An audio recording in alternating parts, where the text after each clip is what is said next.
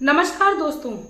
स्त्री पुरुष को अपने घर की बरकत और सुख समृद्धि के लिए शिवरात्रि के दिन महादेव की पूजा आराधना करने के साथ साथ इस वृक्ष को भी छूकर अवश्य आना चाहिए, क्योंकि इस वृक्ष को छूने मात्र से घर की गरीबी जो है वो तत्काल मिट जाती है।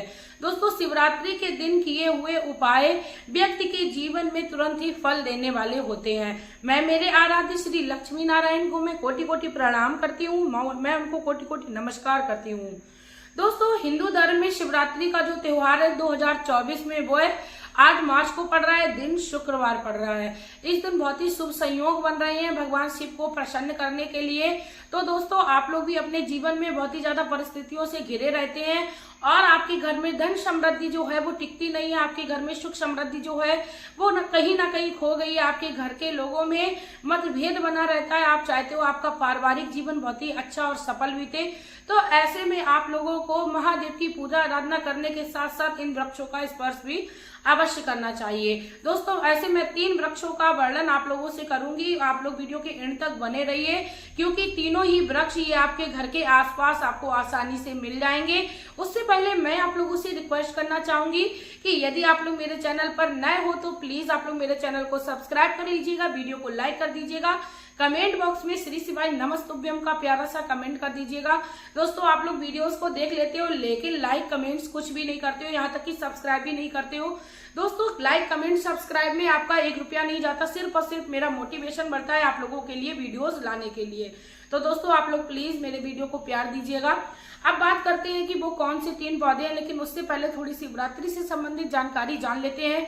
दोस्तों, शिवरात्रि के दिन भगवान शिव को जब हम जल चढ़ाते हैं, जैसे ऐसा मैंने एक वीडियो में पहले और बताया है, लेकिन आप लोगों को मैं फिर से बता दूं, जब भी हम शिवरात्रि के दिन भगवान शिव को जल चढ़ाते हैं तो हमेशा ही हमें अपने घर से जल भर के ले जाना चाहिए, क्योंकि बहुत ही महत्वपूर्ण जानकारी है। गुरुदेव कहते हैं घर से ले जाया हुआ जो भी जल होता है वह हमारे ग्रह नक्षत्र को सही करता है। साथ में हमारे घर में यदि किसी प्रकार का कोई दोष लगा हुआ है, किसी की कुंडली में कोई दोष आने वाला है, वह भी खत्म हो जाता है। हमारे घर से ले जाया हुआ जल हमें कई प्रकार के दोषों से मुक्ति कराता है, तो इसलिए हमें अपने घर से ही जल भर के ले जाना चाहिए। ऐसा नहीं हमें करना चाहिए कि हम मंदिर प्रांगण से भरकर और तुरंत जल वहीं चढ़ा दे, ऐसा नहीं करना है। आप कोशिश करिए, आप अपने घर से यदि संभव नहीं है तो थोड़ा सा जल ले जाइए, उसी जल में भले ही आप मंदिर प्रांगण में जाके थोड़ा सा जल मिला लें, लेकिन आप अपने घर से थोड़ा जल अवश्य ले जाइए। ये बात क्लियर होगी। दोस्तों, आप दूसरे नंबर पे बात करते हैं कि यदि आपके घर में बहुत ही ज्यादा आपसी मनमुटाव बना रहता है तो शिवरात्रि के दिन आप कच्चा दूध, यदि आप 1 लोटा ले जा रहे हैं तो आप उसमें आधा लोटा कच्चा दूध मिला लें और आधा लोटा आप उसमें जल मिला लें। कहते हैं जल और दूध को कभी अलग नहीं किया जा सकता है, पानी और दूध का बहुत ही संगम बताया जाता है। और आप भी चाहते हो आपके रिश्तों में भी मधुरता बनी रहे, तो आप लोग भगवान शिव को इस दिन जल और दूध को मिलाकर चढ़ाएं। आप देखेंगे आपके घर में जो मधुर संबंध है वो अच्छे मधुर होने लगेंगे, क्योंकि हर हस्बैंड वाइफ का सपना होता है कि वह अच्छे से अपने घर में समय व्यतीत करे। और कहा जाता है सुहागन स्त्री या कुंवारी कन्या को अपने जीवन में सुख पाने के लिए हमेशा ही भगवान शिव की आराधना करनी चाहिए। तो इस तरीके से दोस्तों आप लोग जल ले जाइए। उसके बाद दूसरे नंबर पे बात आती है कि आप लोगों को कौन कौन चीजों से भगवान शिव को प्रसन्न करना है। दोस्तों, भगवान शिव के लिए प्रसन्न करने के लिए वैसे तो काफी सारी चीजें हैं, लेकिन हर कोई हर चीज अवेलेबल अपने घर में नहीं कर सकता है। तो आप लोग उस दिन अपने घर से दूध कच्चा ले जा सकते हो, पानी आप जल ले जा सकते हो, उसके पास आपके पास जो भी पूजन की सामग्री है, चंदन इत्यादि आप ले जा सकते हो। पुष्प आप उस दिन अवश्य ले जाइए। यदि आपको बेलपत्र नहीं मिल रहा, क्योंकि शिवरात्रि के दिन बेलपत्र को चढ़ाने का बड़ा ही महत्व है, आपके पास नहीं है तो शिवरात्रि के दिन मंदिर में काफी सारे आपको बेलपत्र भी मिल जाएंगे, तो आप उसे धोकर दोबारा से चढ़ा दीजिए। इसको चढ़ाने का कोई भी हमें दोष नहीं लगता है, हमें पूर्णतः उसी प्रकार फल मिलता है जैसे हम कोई नई बेलपत्र भगवान शिव को चढ़ाते हैं। इसके साथ ही चलिए दोस्तों, ये बातें जो थी वो मैंने क्लियर कर ली। आप चाहें तो संध्या के समय भी भगवान शिव के मंदिर दोबारा जा सकते हो। उस दिन मैंने बताया पूरे दिन आप पूजा आराधना भगवान शिव की चलती है। अब दोस्तों बात करते हैं कि कौन से ऐसे वो 3 वृक्ष हैं जिसको छूने से हमारे घर की जो गरीबी है वो तत्काल मिट जाती है।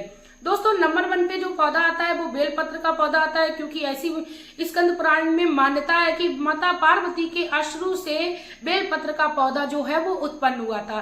बेलपत्र के पौधे में भगवान शिव और माता पार्वती की दिव्य शक्तियों का वास रहता है। साथ में ऐसी भी मान्यता है कि संध्या के समय माता लक्ष्मी बेलपत्र के वृक्ष के नीचे बुहार करने आती है, यानी झाड़ू लगाने आती है। तो बेलपत्र का पौधा जो है वो आध्यात्म की दृष्टि से देवी देवताओं की शक्तियों से भरपूर है दोस्तों। तो आप लोग बेलपत्र के पौधों को स्पर्श करना है, लेकिन किस प्रकार स्पर्श करना है वह भी आप सुन लीजिए दोस्तों। शिवरात्रि के इस शाम के समय यानी 4 या 5 बजे 6 बजे तक आप अंधेरा होने से पहले ही ये काम कर लें। आपको क्या करना है, आप 2 दीपक आटे के बना के ले जाइए शिवरात्रि के दिन। दोस्तों शिवरात्रि के दिन आपको 2 आटे के दीपक बनाने हैं, क्योंकि आटे का दीपक जब हम बना के ले जाते हैं तो हमारे घर से वास्तु दोष और कई प्रकार के विकार जो है वो मिट जाते हैं। इसीलिए हमें अपने घर की सामग्री का ही पूजन में इस्तेमाल करना चाहिए। और तो दीपक जो बना के ले जाएंगे, एक जो दीपक है वो भगवान शिव को स्वीकार करा देना, मतलब चढ़ा देना है, वहां पर प्रज्वलित कर देना है मंदिर में, वो गोल बाती का होना चाहिए। उसके बाद दोस्तों जो दूसरा दीपक है वो बेलपत्र के पौधे के नीचे आपको माता पार्वती और माता लक्ष्मी के नाम का जलाना है। तो आप लंबी बाती का दीपक बनाइए और आप पहले तो दीपक प्रज्वलित कर लीजिए बेलपत्र के वृक्ष के नीचे। उसके बाद दोस्तों आपको थोड़ी देर के लिए हाथ जोड़कर बेलपत्र के पौधे के नीचे बैठ जाना है, वृक्ष के नीचे बैठ जाना है और आपको माता लक्ष्मी माता पार्वती से विनती करनी है, हे माँ पार्वती, हे माँ लक्ष्मी, आप हमारे घर के धन धान्य संपत्ति को भरे रखें। यहाँ तक भी कहा गया है कि बेलपत्र के इस कम से कम 7 बार स्पर्श हमें करना चाहिए अपनी घर की गरीबी को मिटाने के लिए। तो अपने हाथों से बेलपत्र के पौधे को 7 बार स्पर्श करें। उसके बाद अपने घर आ जाए और अपने दिल में भगवान शिव के लिए आस्था जो है वो हमेशा के लिए बरकरार रखें। आप देखेंगे कि माता लक्ष्मी माता पार्वती की कृपा से आपके स्वास्थ्य की भी रक्षा होगी, साथ में आपके घर में धन धान्य संपत्ति की भी बढ़ोतरी होने लगेगी।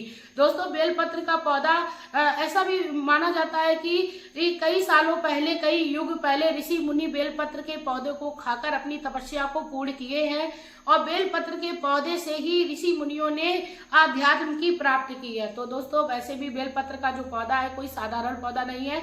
अब दूसरे नंबर पे बात करते हैं कि दूसरा वो कौन सा पौधा है। दोस्तों दूसरा जो पौधा है वो शमी का पौधा है। शमी के पौधे को हमें सबसे पहले तो यदि संध्या के समय हमें कहीं भी हमारे आसपास लगा हुआ है तो हमें ये उपाय अवश्य करने चाहिए। शमी के वृक्ष के समीप हमें जाकर भगवान शिव की आराधना करनी चाहिए, क्योंकि ऐसा माना जाता है कि शमी के वृक्ष में भगवान श्री शनिदेव का वास होता है और भगवान जो शनिदेव है वो भगवान भोलेनाथ के आराधक है। और ऐसी मान्यता है कि शिवरात्रि के दिन जब किसी देवी देवता को प्रसन्न करने के लिए हम कुछ भी उपाय करते हैं तो देवी देवता भी हमारी उस दिन सारी मनोकामनाएं पूर्ण करते हैं। तो आपके घर में किसी प्रकार का शनि दोष लगा हुआ है तो आप शमी के वृक्ष के नीचे बेलपत्र के शिवरात्रि के दिन आप एक दीपक प्रज्वलित करिए। उसके बाद आप चाहें तो एक लाल रंग की चुन्नी भी शमी के वृक्ष में बांध सकती है अपने स्वास्थ्य की रक्षा करने के लिए, भगवान श्री शनिदेव की कृपा प्राप्त करने के लिए। उसके बाद आप शमी की जड़ में थोड़ा सा सिंदूर अवश्य छिड़के। उसके बाद आपको शमी के वृक्ष को आपको स्पर्श करना है, पूरे विनम्र भाव के साथ आपको पूरी आस्था के साथ आपको शमी के वृक्ष को स्पर्श करना है, भगवान शिव का ध्यान करना है। और आप पहले तो शमी के पत्र भगवान शिव को अर्पण करें, क्योंकि एक शमी पत्र मात्र भगवान शिव को प्रसन्न करने के लिए काफी है। शमी पत्र कोई साधारण पत्र नहीं है, भगवान शिव को प्रसन्न करने वाला एक बहुत ही महत्वपूर्ण साधन है। तो इससे भी आप भगवान शिव को प्रसन्न कर सकते हो। आपको बहुत सारी सामग्री की इकट्ठी की जरूरत नहीं होती, आप एक ही सामग्री मात्र से भगवान शिव को प्रसन्न कर सकते हो। इसके साथ दोस्तों अब जो तीसरा और लास्ट पेड़ है वो ये है पारिजात का वृक्ष। दोस्तों पारिजात का जो वृक्ष है वो माता लक्ष्मी का ही स्वरूप बताया जाता है, यानी माता लक्ष्मी की बहन का वास उसमें बताया जाता है, जिसे हर श्रृंगार का भी पौधा बोलते हैं। ये देखने में बहुत ही सुंदर होता है। इसके पुष्प जो होते हैं वो सफेद रंग के होते हैं, नारंगी कलर की इसकी डंडी होती है, बहुत ही आकर्षक फूल होते हैं और ये अपने आप से ही वृक्ष से झड़ते हैं। जब ये झड़ते हैं तो बहुत ही सुंदर दिखते हैं। दोस्तों माता लक्ष्मी इससे बहुत ही ज्यादा आकर्षित होती हैं। ऐसी मान्यता है पारिजात के वृक्ष में भी माता लक्ष्मी का वास होता है और माता लक्ष्मी की यदि कृपा पाना चाहते हो तो पारिजात का वृक्ष जो है वो सर्वश्रेष्ठ बताया जाता है अपनी गरीबी को मिटाने के लिए। दोस्तों पारिजात के वृक्ष के नीचे भी आपको एक दीपक प्रज्वलित करना है शिवरात्रि के दिन। पारिजात का वृक्ष यदि आपको नहीं पता है कैसा होता है तो आप गूगल पे भी डालकर उसे सर्च करके देख सकते हो, आपको आसानी से ये मिल जाएगा। आप पहचान सकोगे कि पारिजात का वृक्ष जो होता है वो कैसा होता है, क्योंकि कई सारे पेड़ पौधे ऐसे होते हैं जिनको हम नाम से नहीं जानते, सिर्फ और सिर्फ उसके रंग रूप से ही पहचानते हैं। इसीलिए दोस्तों हम गूगल पर सर्च करके ही पारिजात के वृक्ष के नीचे उपाय करें। दीपक प्रज्वलित करने के बाद आप लंबी बाती का ही दीपक प्रज्वलित करें और भगवान शिव का ध्यान करें, माता गौरा का ध्यान करें, क्योंकि हमारे घर के मुखिया होते हैं ज्यादातर हमारे पति, हमारे पिता। तो माता गौरा की पूजा करने से हमारी स्वास्थ्य की रक्षा होती है। उसके बाद धन समृद्धि की बात आती है तो माता लक्ष्मी को भी प्रसन्न करना बहुत ही ज्यादा आवश्यक हो जाता है। तो आप लोग माता लक्ष्मी, माता गौरा की आराधना भी शिवरात्रि के दिन अवश्य करें। आपके घर के धन धान्य के भंडार हमेशा के लिए भरे रहेंगे। दोस्तों यदि आप लोगों को मेरी ये जानकारी अच्छी लगी हो तो प्लीज आप लोग मेरी इस जानकारी को ज्यादा से ज्यादा शेयर कर दें, क्योंकि आपका एक शेयर मात्र लोगों तक जानकारी को पहुंचाएगा। भगवान शिव की महिमा का वर्णन लोगों तक पहुंचेगा, जिससे आपको भगवान शिव की कृपा प्राप्त होगी और आप चाहते हो भगवान शिव की कृपा प्राप्त हो, क्योंकि कहा गया है कलयुग केवल नाम आधारा, सुमेर नर उतरे पारा। तो कलयुग में भगवान नाम से ही हम लोग परम मोक्ष की प्राप्ति कर सकते हैं। चलिए दोस्तों मिलते हैं नई वीडियो में नए उपाय के साथ, नई जानकारी के साथ। तब तक के लिए आपके पास कोई प्रश्न है तो आप लोग मेरे पास कमेंट बॉक्स में छोड़ दे। मैं आपके हर प्रश्न का उत्तर देने के लिए पूरी कोशिश करती हूँ। इसी के साथ दोस्तों आपका प्यार और कीमती समय देने के लिए धन्यवाद।